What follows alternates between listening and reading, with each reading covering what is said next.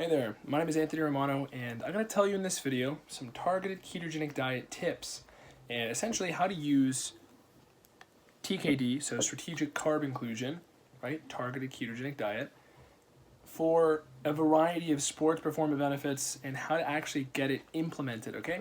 So this is a follow-up video to a video I made months ago where I told you everything you need to know about the foundations of targeted ketogenic diets. But this one is going to be telling you about how to actually implement this, okay? So you're going to need to use information from both of these videos in order to get, practicality elements and implement this whole thing into a program. But this one's going to tell you, for the people who already know about how this stuff works, how to do it.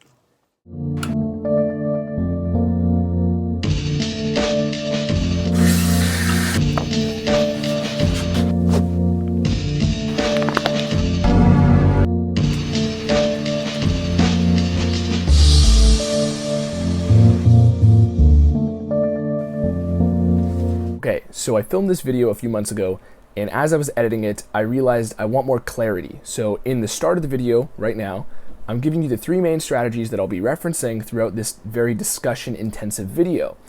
Most of this video revolves around how you can experiment and do the trial and error required to figure out what exactly you like and what combination of techniques works best for you. So there is a large element of you experimenting, but the three main strategies I'm going to talk about are dextrose, carb complexes, and carb loading.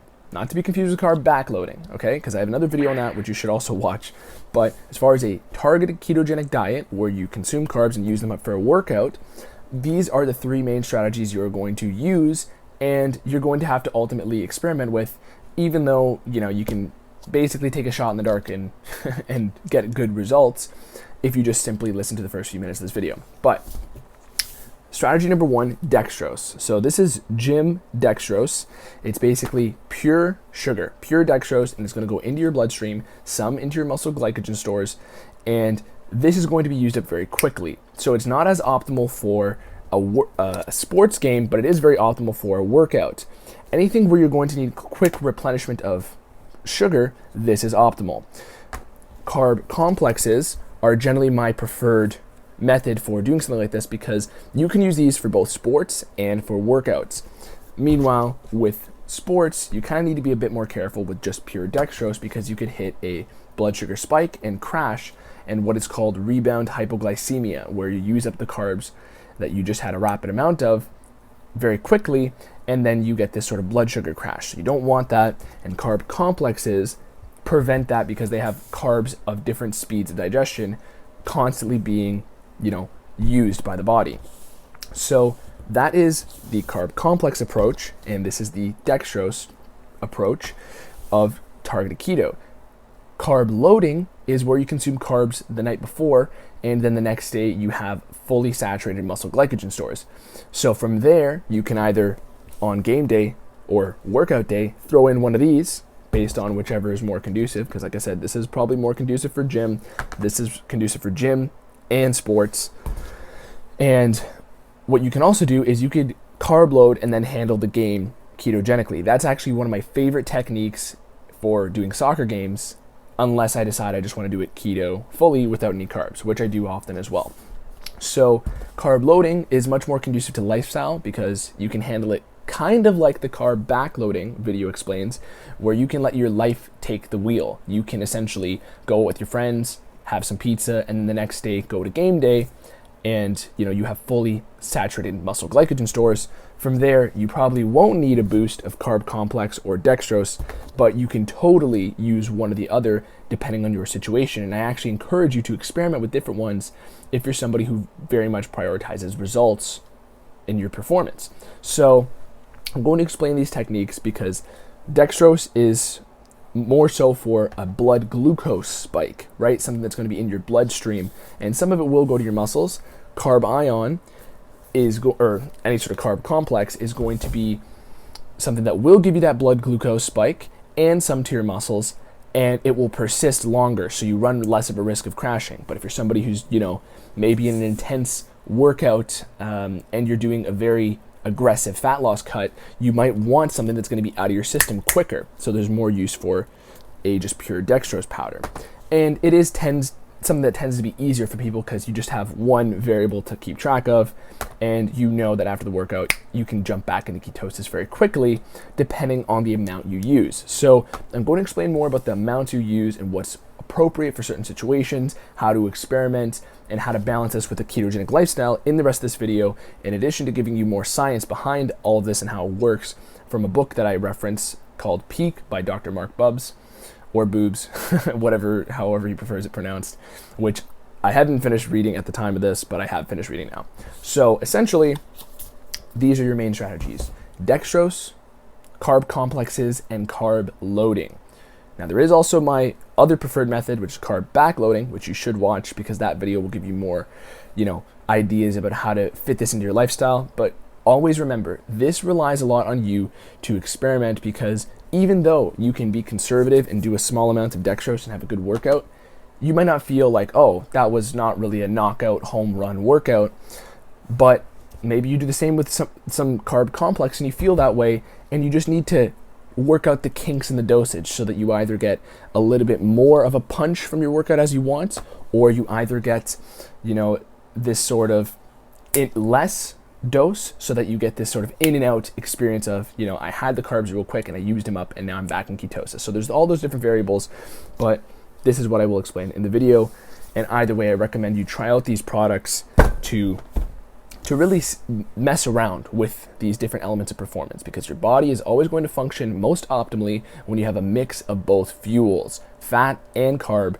And even though your body can make an adequate amount of carbs, there are ways to, carefully put the cherry on top of your performance. Enjoy. All right, so I guess I'm filming the video in this position for a bit because my dog's comfy and I'm comfy. But when we're talking about TKD, okay, first thing I want to say is you don't need to have carbohydrates all the time in order to have great performance, okay? I actually find that I perform better at most sports and most activities when I'm in a ketogenic metabolism. I eat keto about 90% of the year just because I enjoy the way I feel. I'm in condition, that's the way I like to be, like I'm lean, I still have good lifts at the gym and all that. And when we're talking about carb inclusion, it's a luxury. Some people enjoy using carbs here and there. Sometimes people's lifestyles will essentially put them in a situation where it's more optimal to have carbs, and then TKD could be a way to use them effectively and make it, make a social situation a benefit for performance, right? But here's the thing, you have to keep in mind that carbs are not necessary, they are a luxury. Your body can produce carbs through gluconeogenesis, and some people prefer them, some people don't. But I highly encourage you to get fat adapted first before you do any TKD or carb inclusion strategies, because you have to not only get good at using fat for fuel, but you also have to get good at sensitizing your body to carbohydrate fuel. So fat adaptation will basically allow you to have better usage of carb fuel and fat as fuel. So, oh, you done now? So, essentially, okay. How do you know how much carbohydrate to eat on a TKD? How do you know how much carbohydrate you need, right? This question can only be answered after you've been fat adapted, which is, in line with what I was just saying.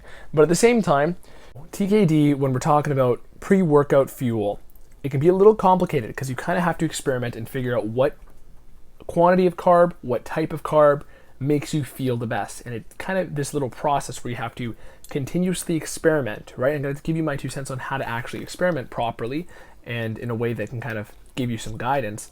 But I'm going to go over some other basic topics here, okay? So in the first video, I told you about how there are certain types of carbs which are very desirable for TKD and others which aren't.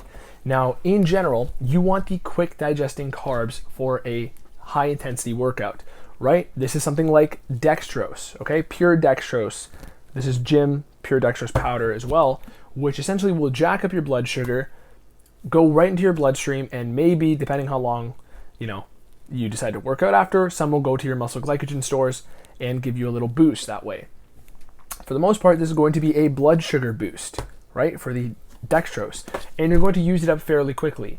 Now, if you're doing like a long duration sport, like example, a hockey game, a soccer game, you might not want to do this TKD style as it's commonly known, like the targeted workout style, because oftentimes you'll have this blood sugar spike and then several hours later it'll crash, okay? And if you're playing a sport, maybe that crashes at halftime or an hour into the game, especially if you're playing a longer game, this blood sugar high might not last you, okay? So it's a little bit inefficient, and that's kind of where these multifaceted carb complex products can come in, like Carbion All Max is the brand. So there's multiple different types of carbs in here, mostly quick digesting, and essentially this is something that's meant to, continuously keep your blood sugar levels high and your muscle glycogen stores filled, okay? Well, given enough time. So that is, sure, another supplement route you could go for the, endurance type of sport or a long time limit sport. But there's other elements that you might want to try out first. Example, the primary thing you want to avoid is that blood sugar crash. That's always where the athletes kind of hit the wall. Especially if you've seen my other videos on keto and sports, you'll know that oftentimes our body kind of feels fatigued as a result of a blood sugar crash. And it's almost like a mental signal for the body to give up when it's low on blood sugar, even though the body could still keep going, even though the body still has muscle glycogen stores, even though it still has access to other types of fuel. If somebody is not used to training in a low blood sugar environment, they'll feel intense fatigue when they have low blood sugar, resulting from either a blood sugar crash or, just beginning a keto diet and not really, preparing adequately before a game for whatever reason. So there's many ways you can mess up if you either consume these quick digesting carbs from a keto metabolism or carb metabolism. And the main takeaway you want to get here is, fucking the TV has a dog barking, and yeah, see, remember I was saying before, you never know when Daisy's here? Yeah, Daisy's here in this video. At least for now she is. She's keeping me safe, protecting me from the dogs on the television, and creating a nice segue while I recollect my thoughts. So essentially,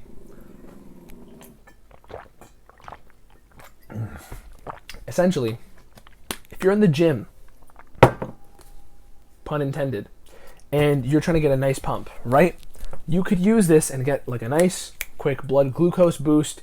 Maybe you crush a PR on certain lifts, and hey, that's all good and well, especially for the short time limit, high intensity activity, right? If you're cutting, maybe that's not as optimal because you want to be using fat as a fuel, for example, or not necessarily jacking up your blood sugar so much to the point where fat burning is turned off via the insulin, but the insulin rise. But these types of things are very useful. And for those people who are doing like long endurance type activities, like marathons, etc., triathlons, essentially you're going to get a lot of value out of, continuously having a good amount of fuel, a good amount of blood glucose, a good amount of fat. But as far as the ketogenic diet and fitness context applies here, you don't just want to treat every TK workout, targeted keto workout, the same. You don't just want to jack up the blood sugar and then go in. You want to time the workout so that you have a good amount of blood glucose. So oftentimes, start off small is the key here. That's what I'm kind of trying to nail home here. Start off small, okay? And when we're talking about start small, I mean, you can literally do 10 grams of a quick digesting sugar. Of course, you're not going to be in ketosis, so throw that idea out the window. But when we're talking about, you're trying to get a little bit of a kick out of a workout, throw in a couple grams. See how you feel, document it, write it down. Start off smaller, and then continue to titrate up. So the next workout, you're like, oh, I did 20 this time or 30 this time, and I still felt good. Eventually, you're going to get to a point where, let's say you try 40 grams of a certain type of sugar, and you might start to feel a little bit of a crash or a little bit of a wooziness, right? Or not wooziness, but like drowsiness, okay?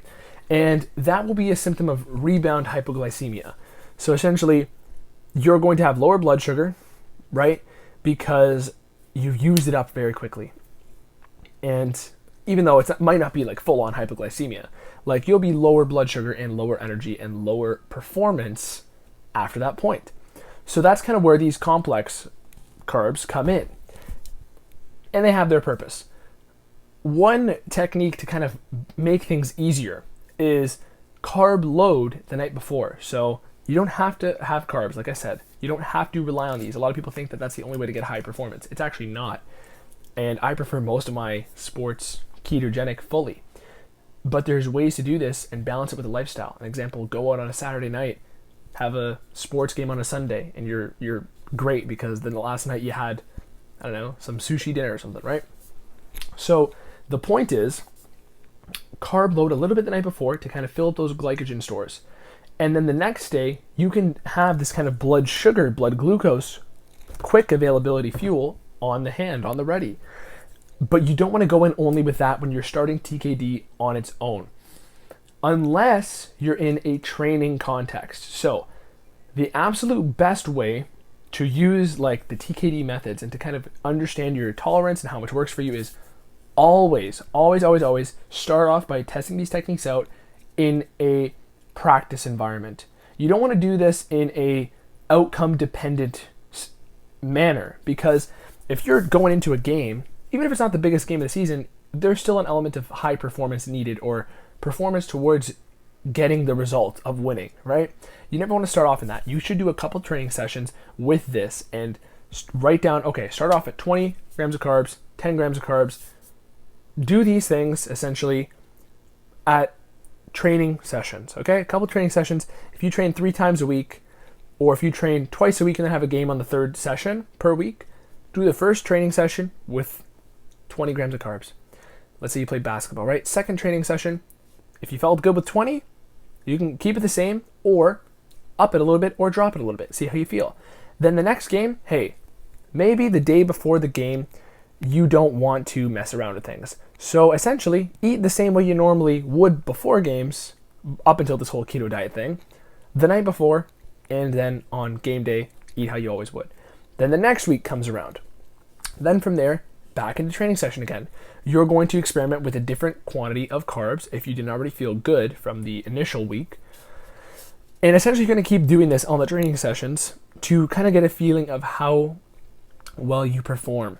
So as far as those of you who are watching this video to get a sense of how you can amplify your performance with, TKD, the best way it's going to come about is by slowly doing training sessions in a keto metabolism or a TKD metabolism, and then kind of titrate the number up and down, experiment each session. You have to have a very good understanding of how you feel before you start to, get ready to go into game day like this.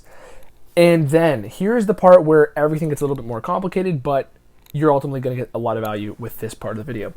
When I was talking before about different types of carbs, some that are slower burning, like isomaltulose, which is in honey, at least good quality honey.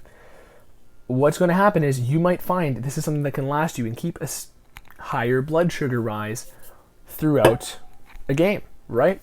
Or a training session. You are then going to experiment with different speeds of different carbohydrates. So if it's the night before and you're carb loading, it doesn't really matter how quick the carb is, because it's just going to go to your muscle glycogen stores if you're doing this properly.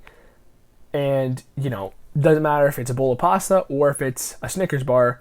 Well, I don't like the other ingredients in Snickers bar, but it's going to go right into your muscles by the time you wake up the next day and you go into the game, okay? But if you did that the day of, your blood sugar might crash depending on how close you did this to the game. So essentially, what you want to keep in mind is you want to avoid having a blood sugar crash during the game. And keeping that keto metabolism as your baseline can enhance how effectively your body uses those carbs and how effectively it avoids crashing blood sugar. So what I mean by that is, there's actually an excerpt I'm going to throw up from Ben Greenfield podcast I was listening to the other day, where he's talking to Mark Bubbs. I think that's how you say it, Boobs, Bubbs. I think it's Bubbs. I think that's what he'd probably prefer. Actually, I don't know what he'd prefer. This Mark Bubbs, he has a book called Peak. And I've had this in my wish list for a long time on Amazon, but I haven't read it. But he's saying essentially how certain blood sugars, metabolically adapted individuals will experience a blood sugar normalization quicker than those who are not keto adapted. So essentially what this means is, your sensitivity to carbs will be better on a keto diet. And also on a keto diet, even if you do a TKD day and you crash your blood sugar, essentially, if you're adapted, which you should be in order to do this is a prerequisite before you do these techniques, what's going to happen is you will normalize blood sugar even if you crash a bit in the game. So it'll bounce back quicker than those who are not adapted. So essentially that is one thing you want to take home. You got to test these things out, start off with a small dose. Sometimes a rule of thumb that's used is consume 1 gram of carb per minute of activity. So that's one way to go. But I generally prefer, if I'm not going into a game keto fully, I prefer to kind of just have a small amount or carb load the night before. If I'm not going to carb back load after. Carb loading the night before is generally a much more desirable way to do this. And I mean, even though you can still do TKD beforehand, you're going to want to experiment. The best way to get results out of this is, example, if you're a marathon runner and you practice, you run a mile every day, a couple miles before breakfast, or actually after breakfast, that would make more sense for the context of this video. What you want to do is experiment with different amounts of carb and see how you feel. That's ultimately the only way you're going to feel good results from this, because you can never go into game day cold turkey having never done this. This is just based on the research that shows that training in a state of low carbohydrate availability, and sometimes training in a state of low carbohydrate availability, not replenishing carbohydrates, then also sleeping in a state of low carbohydrate availability and doing the following morning's workout in a continued state of low carbohydrate availability upon reintroduction of carbohydrates prior to the actual event, such as on race morning or in a couple of days prior, it appears to induce a pretty significant decrease in time or increase in time to exhaustion and better time trial performance compared to, say, both training and racing in a state of high carbohydrate availability or training and racing / competing in a state of low carbohydrate availability. So it's kind of like the train low, compete high type of approach, which I actually think is it's a pretty good idea. It's kind of similar to the old school bodybuilding approach of carb depletion followed by carb loading. So there you go. All the nuances in between, right? Yeah. So that's essentially the info session of TKD and how to use it properly. Hope you enjoyed the video. Leave me a comment, leave me a like, subscribe to me right now. And besides that, stay tuned. Peace.